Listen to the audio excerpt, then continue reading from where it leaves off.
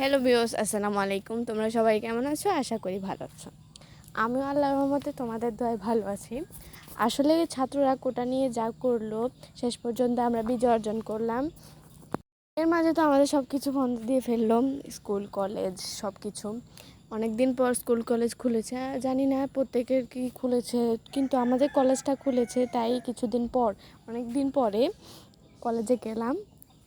আজ আজ কলেজে যাওয়ার পর তোমাদের সাথে তো ভাবলাম যে কলেজে যাওয়ার পথে বা কলেজে যাওয়ার পর তোমাদের কাছে কিছু শেয়ার করতে পারি কিনা। চলো দেখা যাক কি কি হয়। এই তো আমি রাস্তায় আসলাম। রাস্তায় যাওয়ার পথে কোনো জ্যাম ছিল না, সব কিছু সুন্দরভাবে চলতেছিল। খুব ভালো লাগলো। তারপর আমি ওই যে যাওয়ার পর দেখলাম যে আমার বান্ধবী বা ফ্রেন্ডসরা কেউই আসেনি, তাই ওদের জন্য কিছুক্ষণ অপেক্ষা করলাম বাইরে, দেখলাম ওরা আসতেছে কিনা। অনেকক্ষণ অপেক্ষা করার পরও তারা আসতেছে না। আসলে ধৈর্যটা কতটা কঠিন যে ধৈর্য ধরে সেই জানে। অপেক্ষা করার পরও তারা আসতেছে না, তাই একটু ক্লাসে গেলাম, ক্লাসে গিয়ে বসলাম। তারপর ঘড়ির টাইম দেখলাম, তারপরও তারা আসতেছিল না।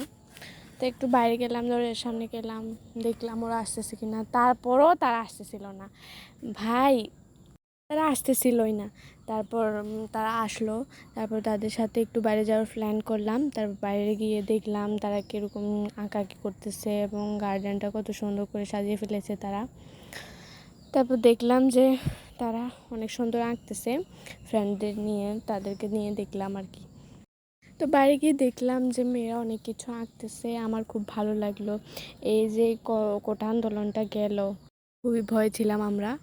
যাক যে আমরা স্বাধীনতা অর্জন করলাম, শেষ পর্যন্ত স্বাধীনতা আমরা অর্জন করলাম। 1971 সালে স্বাধীনতা দেখিনি, কিন্তু 2024 সালে এসে যা দেখলাম খুবই ভালো লাগলো।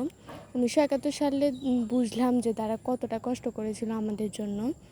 এই যে দেখতে পাচ্ছ যারা শহীদ হলো, তাদের কোটা আন্দোলন নিয়ে তাদের ছবি আঁকলো, দেওয়ালিকা আঁকতেছে দেয়ালে। ও খুব ভালো লাগলো তাদেরকে নিয়ে এত গর্ব করার জন্য। তো প্রতিটা শহরে কিন্তু এখন নতুন রূপে সৃষ্টি হয়েছে। তো আশা করা যাক যে আমাদের আগামী দিনগুলো ভালো যাবে। তো আর কি, আজ এই পর্যন্তই। সবাই ভালো থাকবেন, সুস্থ থাকবেন।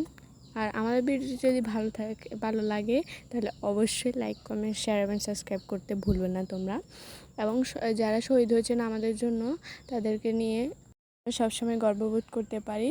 আমরা সবাই তাদেরকে স্মৃতি হিসেবে রাখবো। সবাই ওদের জন্য দোয়া করবেন। তাহলে আল্লাহ হাফেজ।